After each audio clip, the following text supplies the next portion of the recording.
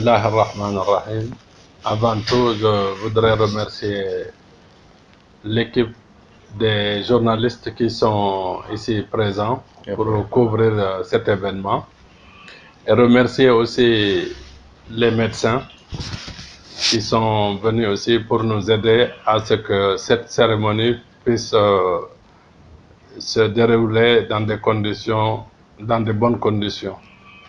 Et en même temps, je voudrais remercier particulièrement la communauté Mozdahir qui a répondu à cet appel. Pourquoi nous organisons un don de sang chaque année et à quelle occasion? L'occasion, c'est l'événement de Karbala. Comme tout le monde vous savez, le mois de Muharram, c'est un mois de deuil et de tristesse pour le prophète et sa famille et tous ceux qui aiment le prophète. Parce que c'est en ce mois que le seul petit-fils du prophète qui existait entre le ciel et la terre a été massacré sauvagement à Karbala avec ses enfants, les membres de sa famille et surtout ses partisans, ses disciples. Les femmes étaient captivées et les enfants étaient traînés un peu partout jusqu'à chez Yazid. Donc, cet événement, c'est un événement qui n'a ni de passé, ni de présent, ni de futur. Parce que c'est un événement qui restera toujours dans l'esprit de tous les croyants sincères.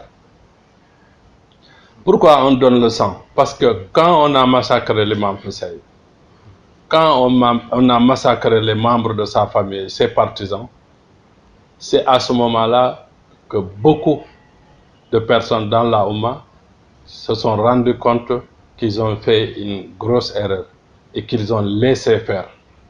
Et pour se racheter, certains qui sont, comme dans tous les groupes de croyances, toutes les communautés, il y a dans la communauté de Ahlul Bayt aussi, il y a eu des extrémistes. Des extrémistes pas dans le sens de la violence, mais dans le sens de vouloir prouver à Dieu, montrer à notre prophète qu'ils ont regretté ce qui s'est passé. C'est pour cela qu'ils se flagellent, pour sortir le sang dans leur corps, pour montrer qu'ils sont solidaires à l'imam Hussein alayhi salam. Moi, je demande à mes partisans, à mes talibés, à la communauté de Ahlul Bayt du Sénégal et partout où ils sont dans le monde, au lieu de se flageller, de faire un don de sang. Parce qu'en faisant un don de sang, on est en parfaite harmonie avec l'imam Hussein, avec l'acte de l'imam Hussein. Parce qu'en réalité, c'est Dieu qui nous a dit dans le Coran que man qatala nafsan faka'annama qatala an-nasa jami'a.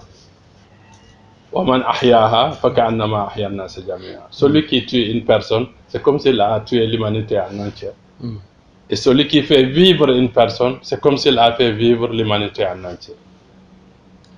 Le fait de donner du sang, c'est une façon de faire vivre l'humanité. Et quand on fait aujourd'hui un acte de don de sang, subhanallah, ce qui est extraordinaire, nous tous, on a donné du sang aujourd'hui. Nous sommes des partisans de Ahlul Bayt.